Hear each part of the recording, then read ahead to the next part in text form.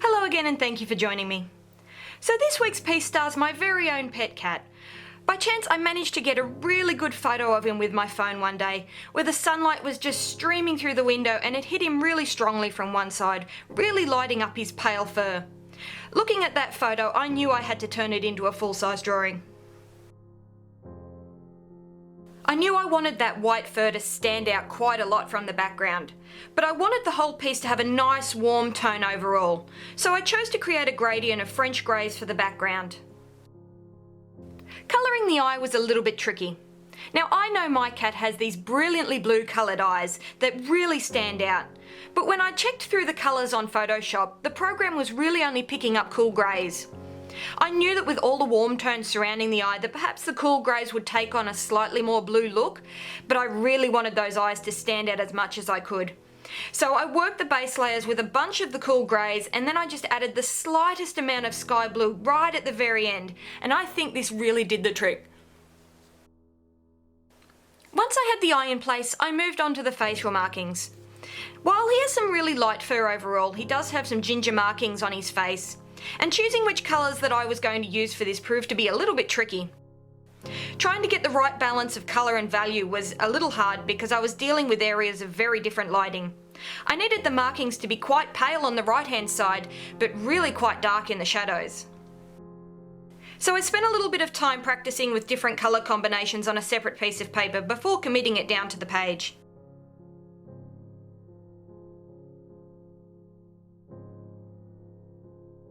At about this point in the piece, disaster struck. I mean, total disaster.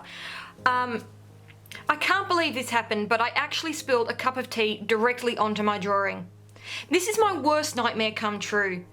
Now, I'm not one to shy away from a few swear words, but I'm sure the whole street heard me blast out some serious language when this happened. Luckily, I was able to clean up the mess really quickly and the colour of the tea didn't stain my piece, but unfortunately I was working on a non-watercolour paper, which meant that my page nearly almost instantly started to curl up. Once again, I was glad that I wasn't intending to sell this piece, but I'm still really disappointed in myself that this happened. Next I got to work on the ears. Now I knew from the start that I would be using the touch-up texture titanium white mix from brush and pencil a lot on this piece, so I didn't draw in the ears as I usually would with colour pencil. Instead, I drew in the skin and the anatomy of the ear without worrying about leaving white areas for all those tiny little white hairs in the ear. That stuff is amazing. This piece would have easily taken twice as long if I hadn't used those products. Okay, so my piece went through a little bit of an ugly stage here. I knew I wanted to add a lot of shadow to that left-hand side of the piece, but I wasn't entirely sure how far I could go or even what colours to use to create a shadowed cream colour. I knew I needed to add warm tones, but that was about it. So I created a few more test pieces and I hit my page a little uncertain of my approach. Very soon I felt like I'd ruined the whole piece, but I knew I had to be brave and go darker than I wanted to create the dramatic lighting that I was after. So I went quite dark with some dark warm greys and walnut, knowing that I'd be adding some highlights later. So this is where things start to get really fun. Once I had all my base tones down, I was able to start adding the highlights with the touch-up texture titanium white mix. I mixed up two separate batches for this. For the first batch, I added a lot of the titanium white for maximum opacity, and I used this for all of the brightest highlights on all those sunlit hairs and whiskers. I used a liner brush for those long hairs, and as you can see I rotate the drawing around, making sure that I'm always pulling that brush towards myself. I found I have much better control of my brush this way. For the second batch I added a lot less of the titanium white, which made the mixture much less opaque. I added this mixture to areas that were in shadow and also to create some fur texture on the neck. I knew I intended to colour over these areas with more pencil, so I didn't want to be fighting against that pure white that this mixture can create. And I found this worked really well on the final piece.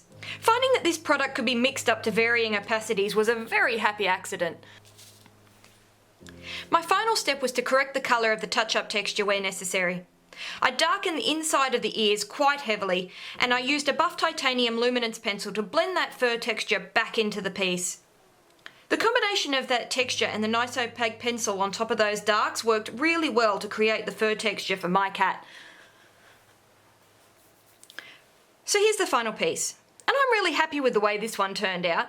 Even after the trouble with the paper and the tea incident, I'll be very happy to see this one up on my wall every day.